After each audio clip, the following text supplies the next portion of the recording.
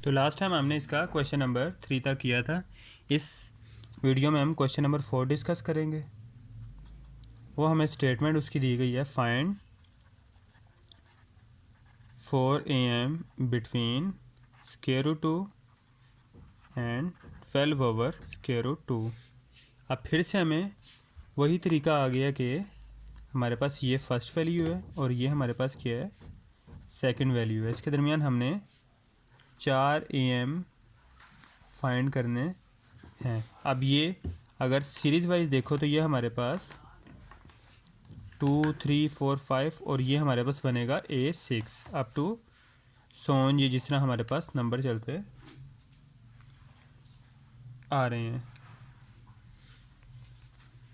अब यहाँ पे हमारे पास हमारे पास जो टर्म्स जा रही हैं उनके नंबर लिखे हुए हैं A1 A2 A3 A4 A5 A6, और ये हमारे पास जो सीरीज़ है उसमें ये जो 4 डिजिट्स मिसिंग है जिसे हम अर्थमेटिक मीन का नाम दे रहे हैं वो लिखे हुए हैं। अब एज़ यूजुअल हमारे पास जो A1 है उसकी वैल्यू क्या है, स्क्वायर रूट 2, और जो हमारे पास A6 है उसकी वैल्यू क्या है, 12 ओवर स्क्वायर रूट 2। अब A6 को हमें पता है कि A6 का दूसरा नाम होता है A1 प्लस 5D। मतलब A6 किस तरह आता है, A1 plus 5D। 5 difference add करो A1 में तो हमारे पास A6 आ जाता है। तो A1 हमारे पास क्या था, स्क्वायर रूट 2 प्लस 5 और ये D, और यहाँ पे A6 की वैल्यू पुट कर देंगे, वो क्या थी 12 ओवर स्क्वायर रूट 2। ये स्क्वायर रूट 2 यहाँ पे आके माइनस हो जाएगा, तो ये हो जाएगा 12 square root 2 minus square root 2 is equal to 5D। अब जब इसका एलसीएम होगा ना तो ये स्क्वायर रूट 2, ये 12, माइनस का साइन एज इट इज़, क्या एज इट इज़। अब नीचे स्क्वायर रूट 2 था, स्क्वायर रूट 2 के नीचे 1 था, तो square root 2 directly square root 2 से जब मल्टीप्लाई हो जाएगा ना तो ये बन जाएगा स्क्वायर रूट 2 का square is equal to 5D। अब ये हमारे पास जब सोल्व होगा ये बनेगा स्क्वायर रूट से कैंसिल हो गया, 12 minus 2 over square root 2 is equal to 5D। 12 minus 2 10 over square root 2 is equal to 5D। अब जब इसे मज़ीद सॉल्व करेंगे तो हमारे पास अगर देखा जाए तो ये नीचे 5D is equal to 10 over square root 2, ये 5 या तो डायरेक्टली यहाँ से यहाँ कटिंग कर देंगे, 5 1 5 5 2 10, या इस 5 को इसके नीचे ले आएंगे, 10 के नीचे ला के डिवाइड कर देंगे, क्योंकि ये इधर मल्टीप्लाई हो रहा है, वहाँ पे आके ये डिवाइड हो जाएगा, 5 1 5 और 5 2 10, तो तब भी ये इसकी कटिंग हो जाएगी। हमने यहाँ पे आमने सामने ही कटिंग कर दी है, तो हमारे पास यहाँ पे आंसर बचा D is equal to 2 over square root 2। D is equal to 2 over square root 2। यहाँ पे ना अब हम एक टेक्निकल टर्म यूज़ करते हैं, टेक्निकल तो उसे कह नहीं सकते लेकिन सिंपल टर्म ही कहेंगे, कि हमारे पास जो 2 स्क्वायर रूट 2 होते हैं अगर इन्हें मल्टीप्लाई किया जाए तो आंसर आता है हमारे पास सिंपल 2। वो किस तरह, square root 2 to the 2 square का square root is equal to 2। जब स्क्वायर रूट और स्क्वायर आपस में कैंसिल होंगे तो हमारे पास आंसर क्या आ जाएगा, 2। तो ये सिंपली हमारे पास अगर 2 स्क्वायर रूट हों तो ये इज इक्वल टू 2 आता है। अब यहाँ पे सिंपल 2 था, इसकी बजाय अगर हम लिखना चाहें तो 2 स्क्वायर रूट 2 लिख सकते हैं, ये बिल्कुल लिख सकते हैं, और ये अगले सवालों में भी यूज़ होंगे, इसलिए हमें इसे याद रखना है। नीचे वाला x स्क्वायर रूट 2 ऊपर वाले x स्क्वायर रूट 2 से कैंसिल हो जाएगा, तो हमारे पास आंसर आ जाएगा D is equal to square root 2। अब हमने अपर फॉर्म में स्क्वायर रूट रख के थोड़ा सा सवाल अपने लिए आसान कर दिया। अगर हम इसी तरह रखते तो भी सवाल सोल्व हो जाना था, लेकिन उसमें यह है कि हमारे पास जो सवाल था वो बहुत ज़्यादा कॉम्प्लेक्स हो जाना था। बहुत ज़्यादा कॉम्प्लेक्स होने का हमें नुकसान ये होना था, हर चीज़ ओवर की फॉर्म में। जब हमने डिफरेंस ऐड करना था, फ़र्ज़ करो हमारे पास डिफरेंस ऐड करके चेक कर लेते हैं, जो हमारे पास A1 था वो था हमारे पास स्क्वायर रूट 2, ये मैं एक्स्ट्रा कर रहा हूँ। तो जब इसमें डिफरेंस ऐड करना था 2 स्क्वायर रूट 2, तो ये हमारे पास नीचे स्क्वायर रूट 2 आना था, ऊपर 2 प्लस 2, फिर एक और नेक्स्ट में आंसर आना था, तो वो काफ़ी ज़्यादा कॉम्प्लेक्स हो जाना था। तो इसे हमने क्या किया, इस तरह सॉल्व कर लिया। या फिर जब इसे आप फुल फंक्शन कैलकुलेटर में भी सॉल्व करोगे तो ऑटोमेटिकली ये लिखोगे, वो आपको आंसर इसका इसमें बता देगा। हमने आपको वैसे भी करना सिखा दिया कि अगर आपके पास कैलकुलेटर मौजूद ना हो, खुदा ना खास्ता कोई इशू आ जाए कैलकुलेटर में या ख़राब हो जाए या चल ना रहा हो, तो आपको फ़िज़िकली ख़ुद भी करना आता हो। अब जो नेक्स्ट चीज़ है वो हमारे पास यहाँ पे हम अपना क्वेश्चन बाकी सॉल्व कर लेते हैं। हमारे पास जो सिंपल A1 था वो किस तरह आना था, A1 प्लस D। A1 हमारे पास क्या था, 2, और जो D था A1 सॉरी हमारे पास था स्क्वायर रूट 2, और जो D है वो भी स्क्वायर रूट 2 है, तो square root 2 plus square root 2, 2 square root 2। अब A2 हमारे पास कैसे आता है, A1 capital A1 plus D। Capital A1 हमारे पास क्या है, अभी अभी आया है 2 square root 2 plus square root 2, तो ये आंसर आ गया हमारे पास 3 स्क्वायर रूट 2। अगर हम देखा जाए तो ये कोई सवाल ज़्यादा मुश्किल देखने में नज़र नहीं आ रहा है। 2 स्क्वायर रूट 2, 3 स्क्वायर रूट 2, तो ऑटोमेटिकली अगला आंसर हमें पता है कि हमारे पास आएगा 4 स्क्वायर रूट 2। लेकिन हम फिर भी फिजिकली सॉल्व कर लेते हैं। A3 हमारे पास है A2 प्लस D। A2 हमारे पास क्या, अभी सॉल्व करके आंसर है हमारे पास 3 square root 2 plus square root 2, 4 square root 2।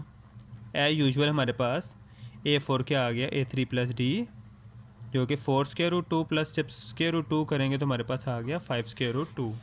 ये हमारे पास सिंपली हमारे पास क्वेश्चन नंबर 4 का आंसर था। अब हम क्वेश्चन नंबर 6 पे आ जाते हैं, क्योंकि ALP के मुताबिक हमारा अगला जो क्वेश्चन बनता है वो क्वेश्चन नंबर 6 ही बनता है। Find 3 AMs between 3 and 11। वो कह रहा है 3 AMs बताओ बिटवीन 3 एंड 11। 3 और 11 इसके बिटवीन 3 A1 A2 और A3 तीन अर्थमेटिक मीन बताने हैं। फिर से जिक्र कर दें, ये A1 है हमारे पास, ये A5 है, सेंटर वाली ये A2 A3 और A4 है। अब सिंपली हमें पिछले सवालों को सॉल्व कर करके पता है हमारे पास ये A1 इज इक्वल टू क्या है 3, A5 इज इक्वल टू क्या है 11, जबकि A5 का दूसरा फॉर्मूला है A1 plus 4D। 4 difference A1 में ऐड करोगे तो हमारे पास A5 आ जाएगा। A1 की वैल्यू क्या है 3 प्लस 4D, जबकि A5 क्या हमारे पास 11। A5 की हमने यहाँ वैल्यू पुट की है। 11 3 इधर है, इधर आके 11 से माइनस हो जाएगा तो हमारे पास बचेगा 4D। 11 minus 3 8 is equal to 4D। 4 इधर आके डिवाइड होगा, 4 1 दा 4, 4 2 दा 8, तो हमारे पास जो D है उसका आंसर आ जाएगा 2। अब D का आंसर हमारे पास 2 आ गया। बाकी हमें पता है हमें सवाल कैसे सॉल्व करना है। A1 is equal to small A1 plus difference D। A1 हमारे पास क्या है 3 प्लस डिफरेंस 2, आंसर हमारे पास क्या आ गया 5। A2 कैसे आना था, capital A1 plus D, 5 plus 2 is equal to 7। A3 हमारे पास कैसे आना था, AT plus D is equal to 7 plus 2 is equal to 9। ये हमारा सवाल यहाँ तक सोल्व हो गया। अब इस एक्सरसाइज का जो हम फाइनल सवाल करेंगे जो ALP में शामिल है वो है question number 7। Find n so that a की पावर n प्लस b की power n over an minus 1 plus bn minus 1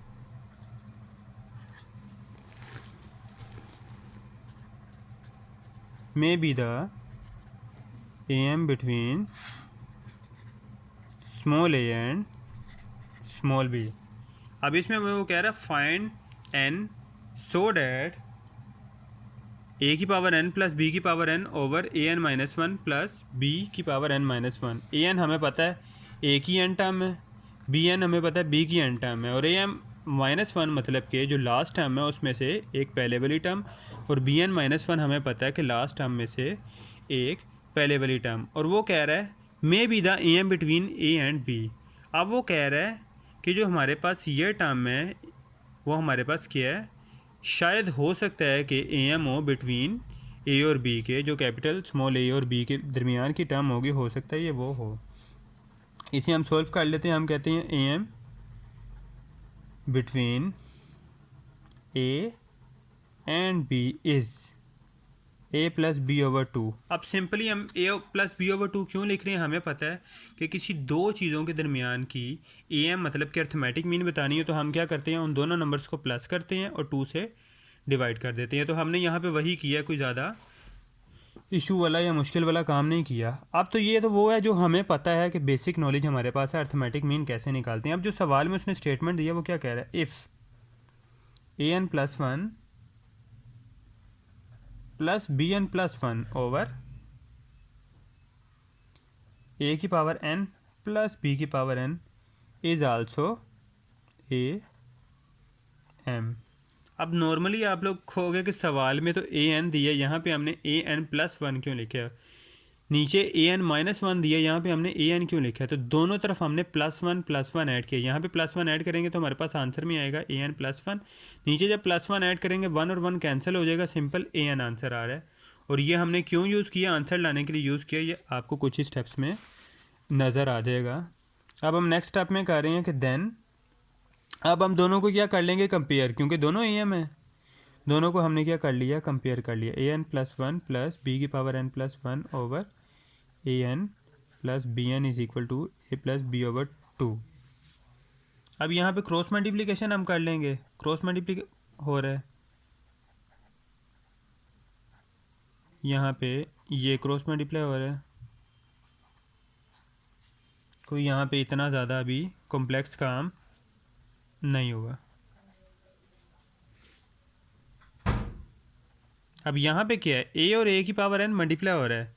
जब दो सेम डिजिट मल्टीप्लाई हो रहे हो तो आपको पता है पावर्स प्लस हो रही हैं, इधर ए की पावर वन है और उधर ए की पावर एन है, तो ये हो जाएगा एन प्लस वन। और एज इट इज़ ये ए और ये बी की पावर एन, तो ये ए बी की पावर एन बन जाएगा, ये बी और ए की पावर एन, तो ये बी और ए की पावर एन आ जाएगा, plus b b the b की पावर एन प्लस वन। क्यों, क्योंकि हमारे पास दोनों पावर्स जो हैं वो ऐड हो जाएंगी, क्योंकि नीचे बेस सेम थी।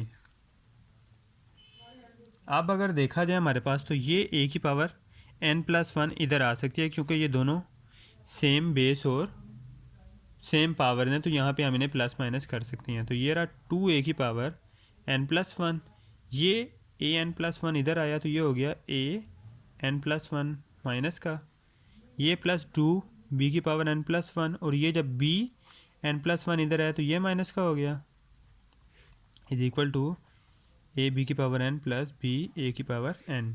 टू में से वन निकाला, सिंपल ए की पावर एन प्लस वन रह गया। जब इस टू में से ये वन निकाला तो सिंपल ये बी की पावर एन प्लस वन रह गया, और ये हमारे पास क्या हो गया, ए बी की पावर एन प्लस बी ए की पावर एन। अब जो हमारे पास यहाँ तक सिंपल सोल्व हो चुका है ये सवाल। अब ना यहाँ पे हम शफलिंग कर लेंगे, ए के साथ ये बी ए वाली वैल्यू ले आएंगे, ये उस तरफ ले आएंगे फर्स्ट साइड पे, और इसको हम इस तरफ सेकंड साइड पे ले आएंगे। ये हमारे पास बन जाएगा A N plus one minus B ए की power N is equal to, ये हमारे पास अब ए बी की पावर एन इधर ही रहेगा, minus B N plus one. अब यहाँ दोनों में से ए एन कॉमन आ सकता है, सिर्फ हमने ये दोनों को इकट्ठे इसलिए किया, इसमें बी की पावर एन था बी की पावर एन, इसमें ए की पावर एन था ए की पावर एन, इसलिए हमने इसे दोनों तरफ इकट्ठे कर लिए, ए एन कॉमन आ गया। अब लास्ट टाइम जिस तरह हमने इकट्ठा किया था, इकट्ठा करते हुए क्या किया था, ए और ए एन मल्टीप्लाई होकर बने थे हमारे पास ए एन प्लस वन। अब सिंपल इसी तरह जब ए एन प्लस वन है, इसे हम दो हिस्सों में ब्रेक कर सकते हैं, एक ए एन और एक ए। यहाँ पे हमने यही किया, जब ए एन प्लस वन में से ए एन कॉमन आया तो अंदर बचा ए माइनस बी। एज यूजुअल जब इधर बी की पावर एन कॉमन आया, इधर बचा ए, क्योंकि बी एन की जगह तो वन रह गया, माइनस बी,